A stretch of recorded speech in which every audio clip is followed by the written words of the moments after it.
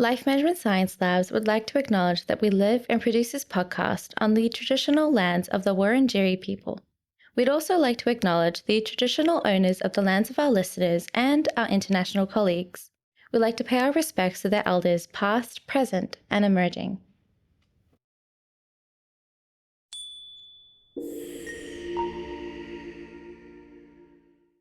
Hey everyone, and welcome to Raising Parents, the Parenting Science Insights podcast, produced by Ellen Massell, the Life Management Science Labs. We are champions of life management science, providing structured insights informed by science and inspired by practice on key aspects of conscious living. Each week, we bring you scientific and practical insights on each element with the expert knowledge of professionals in the field. I'm your host, Dina Sargent. Let's get started. Hello and welcome back to the show. I'm Marie, your host for the day, where we'll be discussing the intersection of authenticity and the bully identity. Bullying, a pervasive issue in many schools and communities, is a complex behavior with multifaceted issues. While often attributed to external factors, internal motivations also play a significant role. So in this episode, we'll be examining how personal experiences, self-esteem, and a search for belonging can contribute to bullying behaviors. Additionally, we'll take a look at what parents can do for their child in such situations. And to guide us through this is counselor Andrea Mathews, who has over 30 years' experience as a practitioner and supervisor of others practicing in the mental health field, having held such numerous roles from family therapist to clinical director. She also teaches workshops to other mental health clinicians, so we're extremely fortunate to have her sharing her expertise with us on the show today. Hi, Andrea. It's great to have you on the show. How are you going? I'm doing wonderful. Thank you so much for having me. Yeah. So before we begin, please elaborate on what the bully identity means. So, first, we have to say just a little tiny bit. I won't go into a great deal of depth right here, but the identity means it's something other than who you are. It's not who you are as an authentic person. It's just a mask and costume you wear to help you survive. And we'll talk more about that, I guess, as we go. But the bully identity means that I'm being a bully because that makes me feel safe in some kind of way. Mm-hmm. Yeah. Would you describe it as like kind of a defense mechanism almost? Yes and no. It's a defense mechanism in that it makes a person feel powerful. If I can beat you up physically, let's say, of course, that's not the only way to bully, but if I can do that, then I feel powerful. Yep. And so in that sense, it's a defense mechanism against that feeling of powerlessness. Yeah. But it's also an identity, which means that is who I think I am. Yeah. That is tapped into something that we think of in terms of our very existence. Who I think I am is how I exist. Yeah, that's really interesting. I am very keen to get further into detail, but before we do that, let's get to know you a bit better. This is Have You Met Andrea? And the first question I have for you is, what do you like to do in your spare time? Right. I am an author of some books, and every time I get a spare minute, I am writing because I love it, because it gives me joy, because I can't seem to stop, because it just is something about who I am. Mm-hmm. And what would you say your favorite genres to write? Nonfiction. Yeah. Mm-hmm. Nonfiction. I have written some spiritual books, but I have also written some psychological books. And most of my books that are spiritual are psycho-spiritual. So they're a mix of psychology and spirituality. Oh, that's wonderful. And tell us a little bit more about what you've written so far and what you plan to write for the future. Well, right now I'm working on a book it's called Passing Through the Void, and it's talking about how we manage to successfully get through really dark times in our lives. Mm-hmm. And it's not your typical 1, 2, 3 step. This is how you do that, but it's a way of getting through it in a way that helps us become more authentic. The last book I wrote, which was published by Llewellyn, that was called Letting Go of Good. And it's about an epidemic of people who identify as good. So today we're talking about the identity, the bully identity. This is the good guy identity. And that is an identity where you feel like you have to be really good, good, good all the time, because if you're not, then you're going to feel a lot of shame and worthlessness. And so you end up sacrificing for other people, sometimes getting yourself involved in abusive relationships, things like that, because you're being naive about being good all the time. So, and before that, I wrote a book called Inhabiting Heaven Now, which is about spirituality and also psychology, which sort of uses some of the texts from religious books to talk about the metaphors there in them and what they might mean. And then the one prior to that was a book I wrote because I was really mad. That one's called The Law of Attraction and Why It Isn't Working and How It Can. And that book was written because I worked with so many clients who came to see me and said, well, I've been working the law of attraction and I've been trying to manifest my $1 million and it's just not coming. What's wrong with me? And so the question wasn't what's wrong with the law of attraction. The question was what's wrong with me? So in that book, I talk about what's wrong with the law of attraction. Mm-hmm. I love that. I wish I could write a book just because I'm mad. That's what happened. I was mad. Well, I have to say that is incredibly admirable. But for your writing, is there anyone in particular that you look up to and take cues from? Well, the first person that I think of as an amazing author is not a writer of nonfiction. She's a writer of poetry. Mhm. And her name is Mary Oliver. And she won a Pulitzer Prize for her work. And she's written several books that are some of my favorite. I have a whole shelf full of her books over here. And one of those books is, I can't remember exactly how to say it. So it's The Owls and Other Fantasies, which I thought was a really great title, which she's great at doing. And one of the things she does is she uses the metaphors of nature to describe our behavior as humans and to offer us a method of healing. So I love her work and I will always love her work. I also Yeah. love the work of Michelle Obama. She's written 2 different self-help books. One is called Becoming and the other one is The Light We Carry. And both of those books are so well written and offer, the first one is more or less about her life. And the second one does include some things about her life, but also talks about how we can enhance the light within us. Yeah, that's amazing. Well, Mhm. you enjoy writing so much and you have written a lot in your spare time. Have there been any moments that have been particularly memorable for you for good or for better or for worse? Well, the things that you remember as a writer are the times when you can't write. So there are periods of time where you just feel dry. But what I've discovered over time is that those are generative in that they are like a gestation period where you're birthing something new. You're sort of pregnant with some new ideas, but you don't know what they are yet, because just like you would with a baby, you don't know what it looks like. In the old days, we didn't know what the gender was going to be, but now we do. But it's like that. And then all of a sudden, something comes to you and you're ready to go and you're off and running.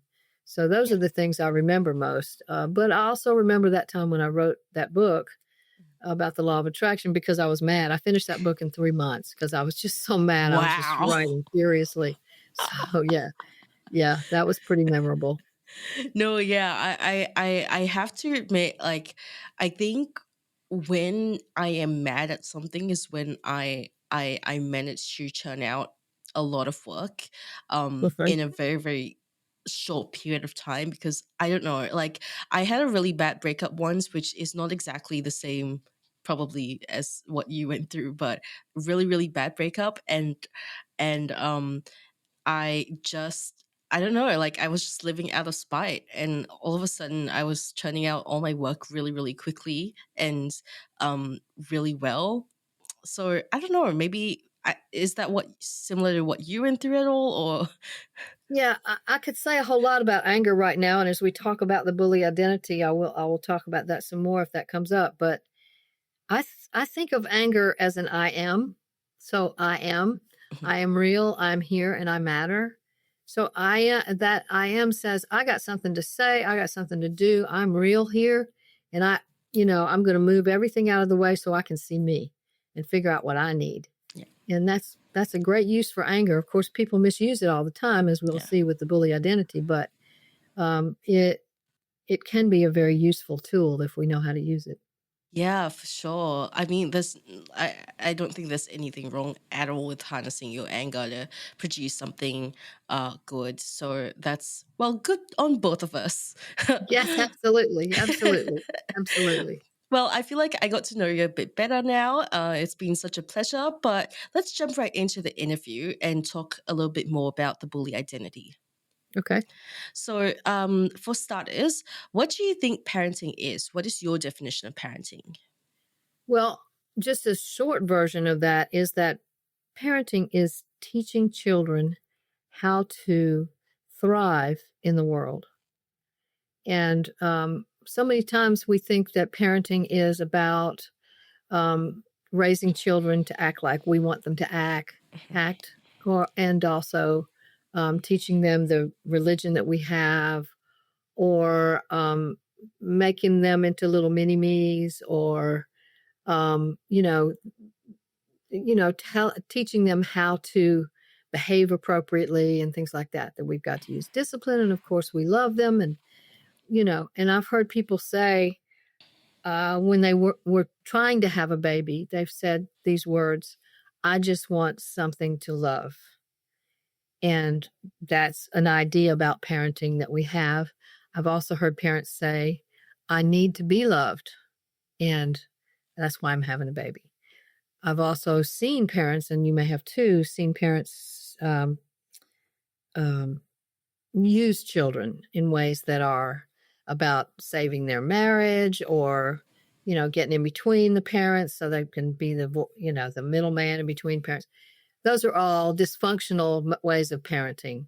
Mhm. But for a healthy parenting to take place, there needs to be love, and a great deal of it, and unconditional love. But basically, what we're doing is teaching our children how to thrive in the world. Yeah, that's a really good way to put it. And what do you think expectant parents should be aware of in the transition to parenthood? Well, this is what I would say, and it's going to sound kind of funny, but I think expectant parents need to say, "I don't know anything about parenting."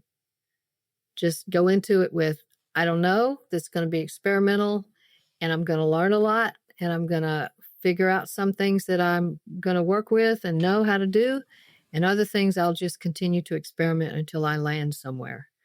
So when parents go into it with, "I know what I'm doing, I always know what I'm doing, I'm going to raise my children this way," A, they're often shocked to find out that everything they think is not true. Mhm. And B, that can be, I don't really want to use the damaging, but hurtful to the children, because the parent has an agenda about what's got to happen with these children. I knew what I was going to do, and now I'm doing it, and you've got to comply with what I'm doing. And so that might be really difficult for the children. So I would say an expectant parent needs to go into it with, "I really don't know what I'm going to do here, and I'm going to listen to my child and let my child take the lead in teaching me how to raise that particular child." Because that's the other thing.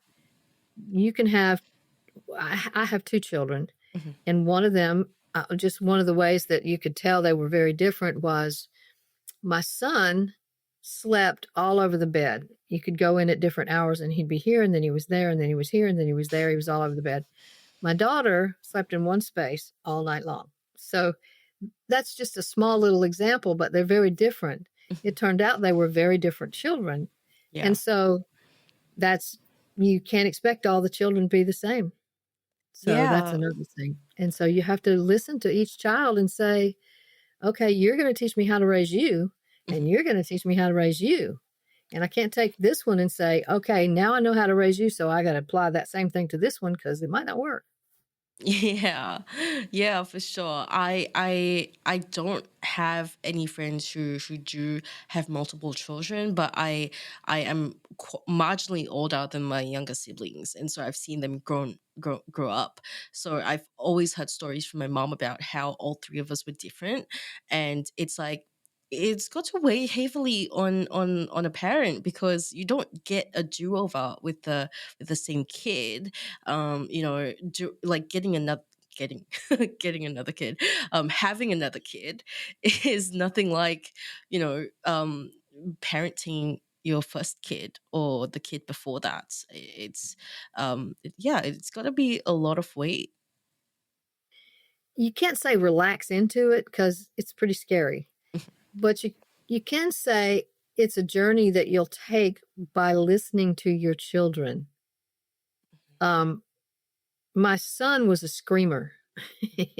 He would scream for hours, and I ended up walking and walking and walking. And my daughter, you could put her in the crib or in the the little pumpkin seed or something, and she would just sit there and or go right to sleep all by herself, and Mhm. it's just so easy. So I got the hard child, as they say, the harder child first, and then the easier child second.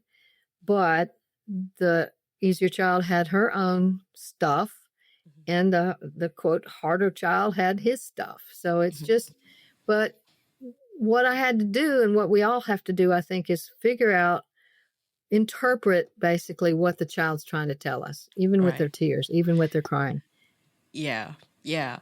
And this may be a weak comparison, but I do have a cat, and people always tell me to maybe consider getting another cat, but I Mm. view cats and pets as, the same as a child, not in the sense of like, they need the same extent of requirements, parental, emotional attachment.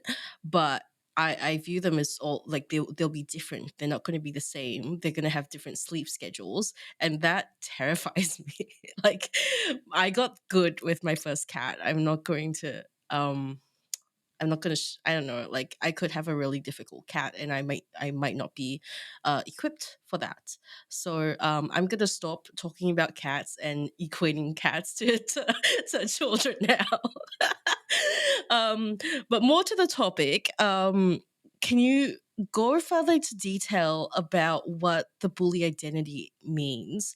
You mentioned previously a little bit about how it's a form of identity. In some ways, it can be a defense mechanism. But how does it intersect with authenticity? Okay, I would say the intersection. I'm gonna answer the last part first. The intersection between authenticity and the bully identity is in the sort of melting off of the mask and costume of the identity. So the more I am authentic, the less I'm living in an identity. So what that means is, for an identity, what I have to do in most cases is repress everything into the unconscious that does not match that identity. Mhm. So I don't know it, but I'm pretending. That's not what I intend to do. I think this is who I am. My Mhm. identity says this is who you are, this is how you act, these are the things you do, and that's the way I know myself. I'm just the bully. So that's what I do. And maybe I don't even like it. Maybe I'm ashamed of it, but that's what I do. And so that's my identity as I see it. But if I'm to get better, if I'm to heal, then it's going to be about feeling feelings I didn't know I had, recognizing beliefs that I didn't know I had, Mhm. um, even looking at thoughts I didn't know I had, and um, sitting with those and just allowing them to speak to me so that I can hear my own authenticity. Because those emotions, sometimes they come from, you know, like, for example, with the anger, with the bully, there might be a lot of anger there. Yeah. But if I'm going to sit with that anger, I'm not just going to take it out on some other kid. What I'm going to do is I'm going to listen to it and tell it, and it will tell me what's going on inside of me. Mhm. So, for example, with the bully, it might be that I'm really, really, really angry at my father for abusing me. I learned how to be a bully because my father bullied me. Mhm. And this is how I live. I survive this way. And it's who I think I am. And I'm really, I feel a lot of shame maybe, but maybe I don't. Maybe I admire my father. And so I don't feel shame. But um, what I have to do if I'm going to heal is I have to get in touch with that anger and find out what's really going on. And then I might go, oh, not only am I mad at my dad, but I'm mad because I felt so powerless with my dad. And powerlessness does make us feel ashamed, and shame usually makes us feel angry. So we work with all of that. And then the person who's a bully begins to become more authentic, because now all those things that I was repressing in order to stay in the identity of the bully, now I understand those things and they're not repressed anymore. So I can become more aware of my own authenticity that way. That's really interesting. And it sounds like there are other forms of identities as well, like a victim identity. What are some examples of other identities, just so we have a clearer understanding of this? Yeah, there's several. You mentioned the victim identity, and of course, that's not the same as somebody who's actually victimized. So, if somebody's been raped or mugged or something like that, that is an actual victim. Okay, so I don't want to minimize that. Mhm. But a victim identity is somebody who identifies as a victim. So, I can't take care of myself. I have to get you to take care of me, because if I don't get you to take care of me, then I'm just gonna not have anybody, and I'll just be a victim. I'll just be, hurt and wounded and lost and all those things. So the victim identity can become very manipulative in that he or she says, I've got to manipulate you into taking care of myself because I don't know how to take care of myself. Now, we might think of that manipulation as negative, but actually it is a survival skill. So there's that one. There's the people pleaser. There's the superwoman. There's the Superman. There's the superhero. There's the scapegoat. There's the I can't think of others, but there's several others. Yeah, okay, that's really interesting. And circling back to the bully identity, what are some common underlying factors that contribute to someone forming or adopting the bully identity?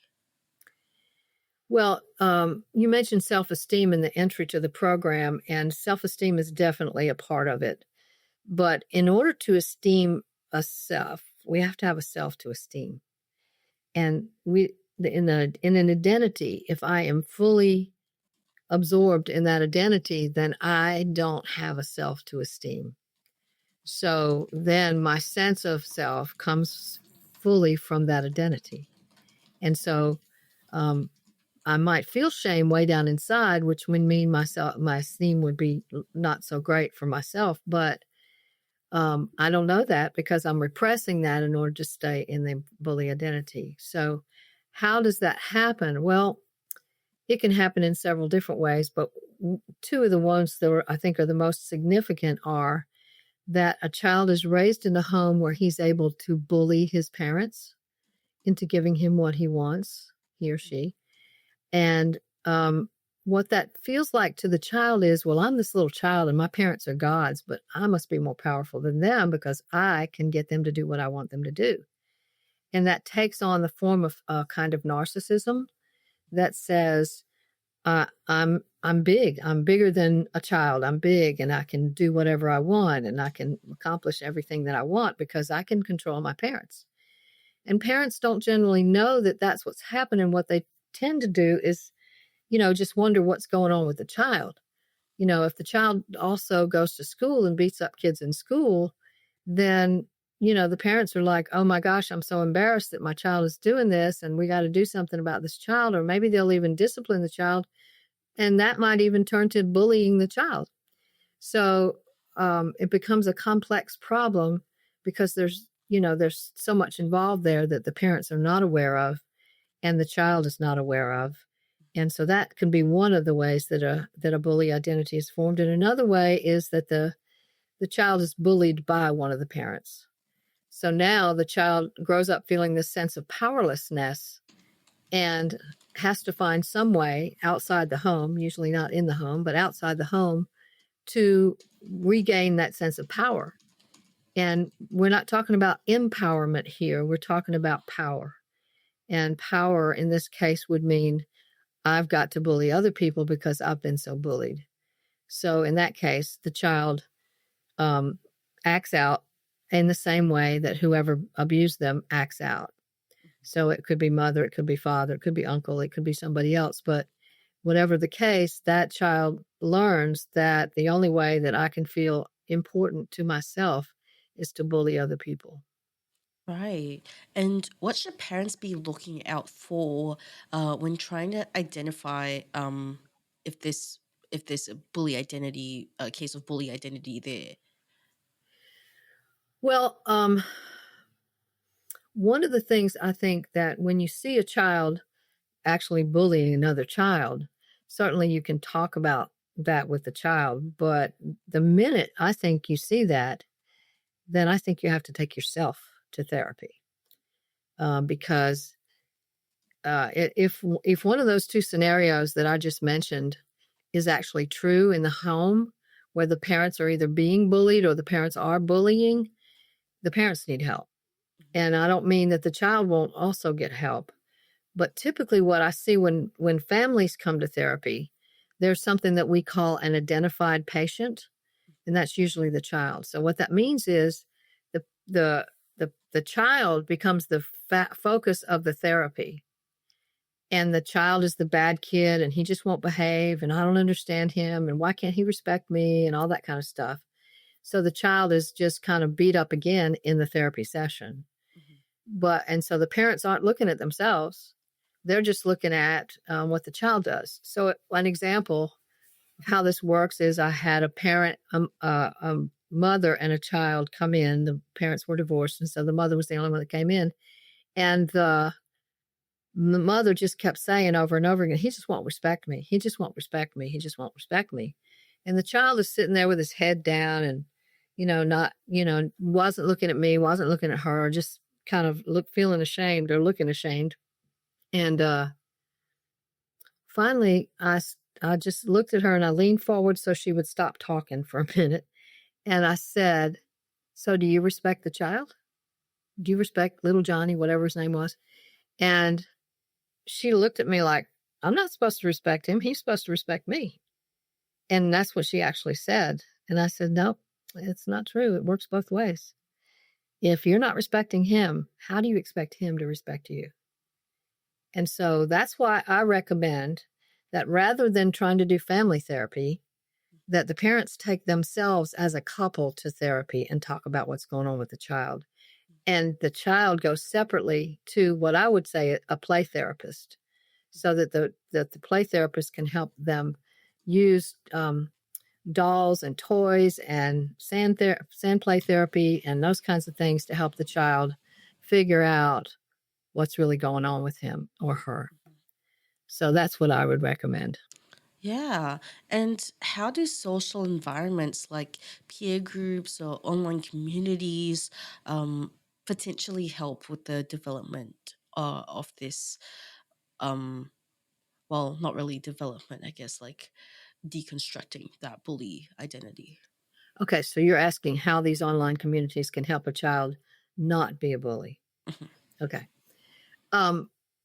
Yes, I mean, I think there are like supportive groups online that can help a child. And what I would say is, and I'm not as familiar with these online groups, so let me clarify that at first, but I do think that if it's a group that is supportive, it should be not necessarily families, but children who have been a bully, who have stopped being a bully, to kind of let the child know that, yes, I'm not alone in this.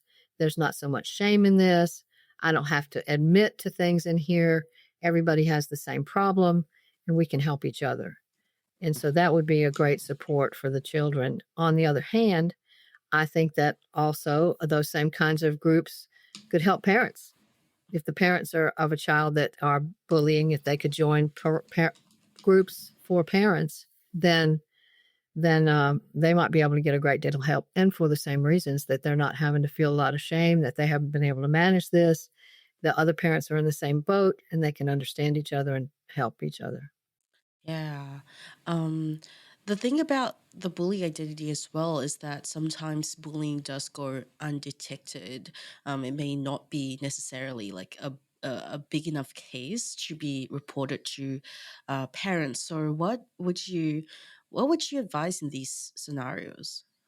Well, the first question I might have is, how much do the parents know about what's going on with this child at school? And that's where a lot of communication can happen between parent and teacher. That doesn't usually happen because parents and teachers both are busy. They have schedules of their own. The teachers are, I don't know about how it is in Australia, but in America, the teachers are generally overwhelmed with too many kids to be in the classroom. And so a lot the communication doesn't always happen. But if a teacher should see something minor, like or seemingly minor, like um, uh, a child emotionally abusing another child, or mentally abusing or verbally abusing another child, calling them names or things like that. If the teacher can call that bullying, because that's not what kids normally think of as bullying. Kids normally think that bullying means some kid beats another kid up physically. But bullying can take many forms, and it can build into physical abuse by starting out as verbal abuse and or emotional abuse or mental abuse. So, but generally verbally, I'll start there because that's generally what we hear about. So if a teacher hears that, then they need to immediately report that to the parents, and not as your bad child did this thing, but I wonder how we can help your child. He's bullying other children or she's bullying other children. So that kind of communication should be able to be very helpful if the parents are open minded and can hear that without defending their child. Yeah, I think it does take a lot of work because it's not an overnight change for parents who have a difficult time accepting that and hearing that. It takes a while to adopt the change. From what you've seen, how long does that usually take? What kind of work needs to be done? I don't have a time that it takes. It's different for different people, but um, what work needs to be done is that the parents, okay, I'm sure you're familiar with the term projection. So what happens very often with parents and that they don't know about is that they're projecting things onto the child without knowing they're doing that. So, and what the child often does is introject that. So that would be a third case. I talked about two cases where the parents were either bullying or being bullied by the child. The third case that I didn't mention earlier is where the parents are projecting unknown, unconscious material onto the child, and the child is actually introjecting that and living it out as if it's true. So, for example, if the father, let's just say it's the father, happens to have been bullied in his childhood, he may feel, as you know, men across the world are typically supposed to feel strong and capable and able to do all kinds of things. And this father may not be feeling that. And so what is he going to do with that sense of powerlessness? Is he might project his power, his sense of power onto the child. Now the child grows up to bully because he's taking the dad's power and acting it out, even though the dad has no idea that he even has any power. Okay, so it's all unconscious stuff going on between two people, and that makes it harder to get at.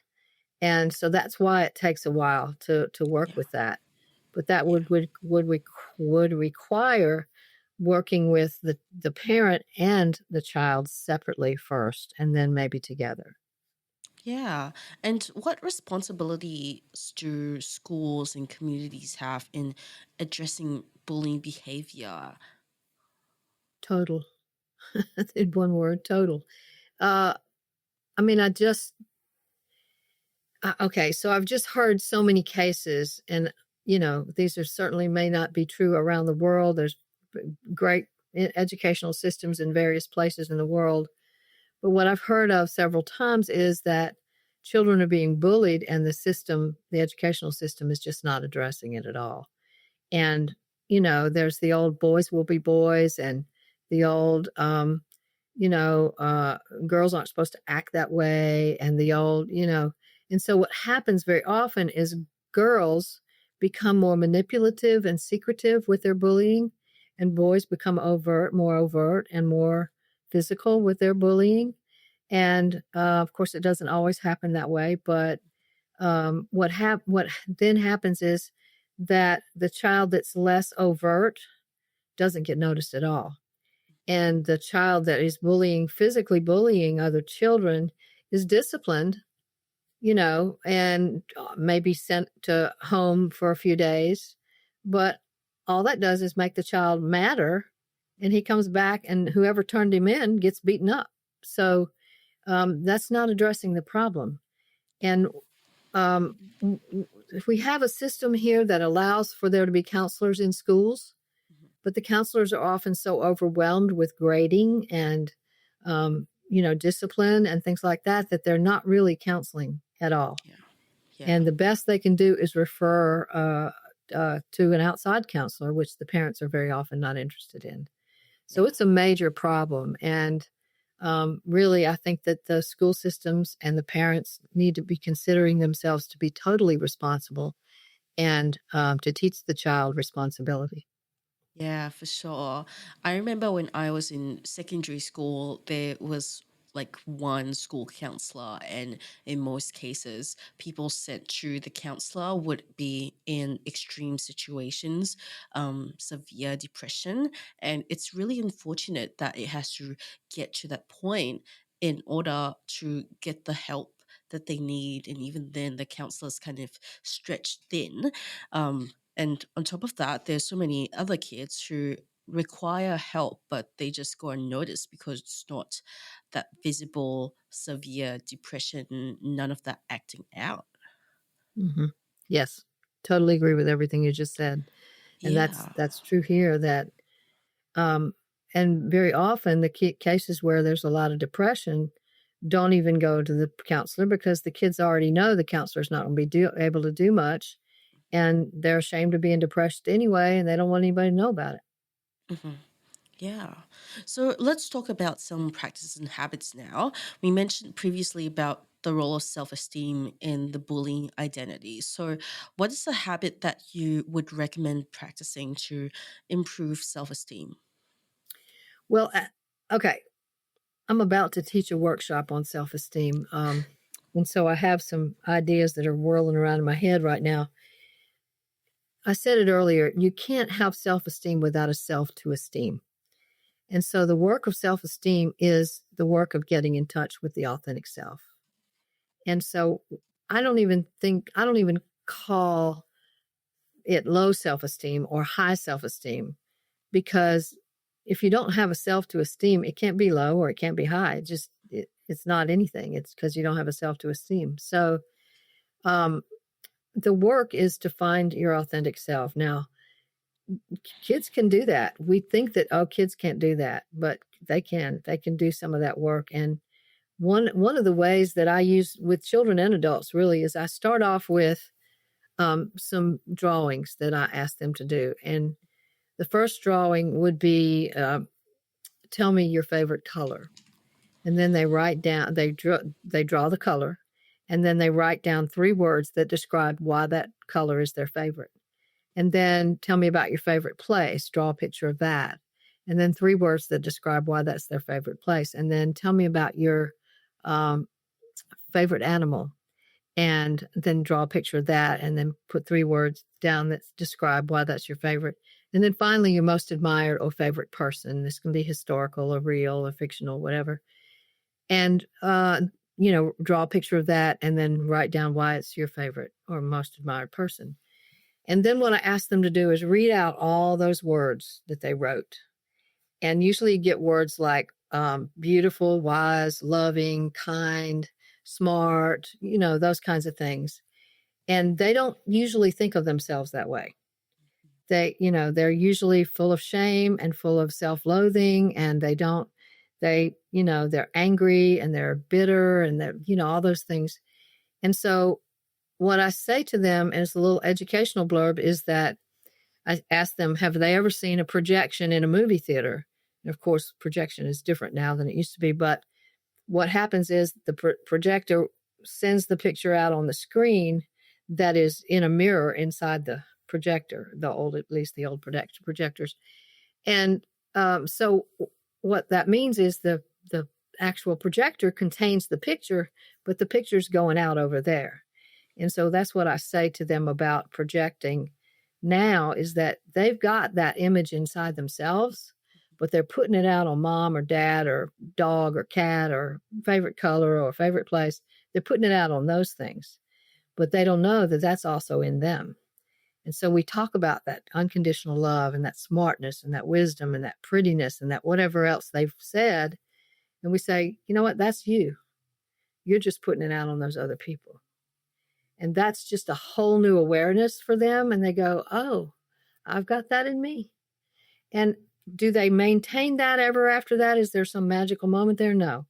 But we can continue to work with that again and again and again to help them see, well, that thing you did for Mary, that was unconditional love. Remember that thing you said was your dog has unconditional love? Well, when you did that, you were doing the unconditional love that we found in your dog. And we just keep going back to it again and again and again and again. And so that's the work of finding the authentic self that we start with. Yeah, that's really interesting. And are there any other habits that will be good to practice alongside this? For the child or the adult who's got a bully identity, um, certainly attempting to practice kindness with other people would be great. But they've got to be able to see that kindness is in them in order to do that. So all of this starts with what's inside first, and then the external habits. Coming home out from school, setting the table for dinner, little things like that could help the child begin to be able to say, oh, I'm doing something kind and responsible at home instead of trying to control my parents or being controlled by my parents. Yeah. Certainly in the case where a child is being bullied, there may be severe consequences for the parents there and for the child. I mean, in the worst case scenario, the child might be removed from that home, which might cause a whole other bunch of emotions and difficulties for the child. So it's all complex. But in terms of habits, yes, if they can practice being kind, doing something kind for somebody who fell down at school and helping them get up, or somebody who doesn't have as big the kind of lunch that they wanted to eat that day, if you could share, or little things like that, then help them begin to say, oh, I can be mean, but I can also be kind. Yeah. Yeah. I just imagine that there would be some cases where some children would be incredibly resistant to trying out these practices. So what is your advice there? Well, again, those practices would have to come from something internal first. And that's why I talked about the work of finding the authentic self, is to begin to be able to say, oh, I've got that in me. Now I can express it outside of me. So first they have to know that it's in them, and then they can do something with it. But until they know it's in them, you're just going to get resistance. Yeah, for sure. Well, thank you so much for sharing all of that, Andrew. It's been such a pleasure talking to you about this and learning more. Now, let's move on to the open mic section where you'll get a chance to talk about anything that you're passionate about. So the floor is entirely yours. Feel free to talk about anything at all. Take it away. Well, my primary topic of interest to me, and has been interesting to the people that I teach, is authenticity. In just about everything I do, whether I'm speaking or doing therapy or writing books, it is generally about authenticity. So what is authenticity? Authenticity is me being the truest essence of who I am, down at the base of who I am. I'm not pretending to be something else. I'm not hiding who I am. I'm not bigger than I am or smaller than I am. I'm just being true to who I am. Now, does that mean that I turn into this perfect person? Absolutely not. And authenticity is a journey that may take all of a lifetime to get to completely. I've been working on my own authenticity for probably 40 years now. But am I there yet? No, not completely, because I'm still working on some stuff about me too. Um, so it's a journey, but the more we can get in touch with who we are, the happier life is. The more, even when we have difficult things happen, like we lose a loved one, or we're in an automobile accident, or we get sick, even then, if we're authentic, um, I'm not saying it goes better, because it may often not go better, but it does. There's a way in which life is richer when we're authentic, even when we're going through really dark times. Yeah, I totally agree with you there. I feel like authenticity is definitely a lifelong journey, and we are all ever changing.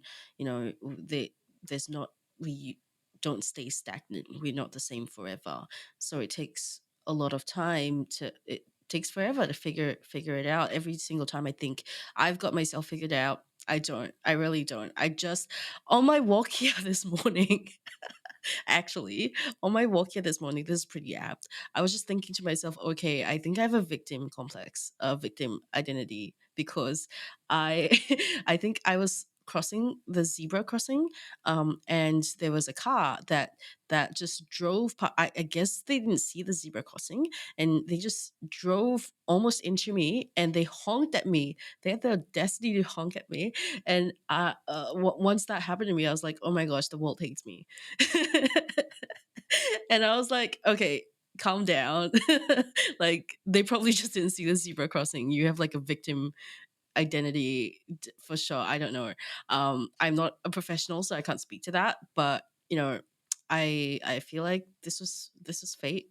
I'm meant to be. I'm talking to you right now, and you've really inspired me to continue pondering what my authentic self is. So, yeah, very, very happy to have you join us today for sure. Well, thank you for having me. And I will say to you that that thing that happened to you this morning, that might have been a victim thought, but that was not a victim identity.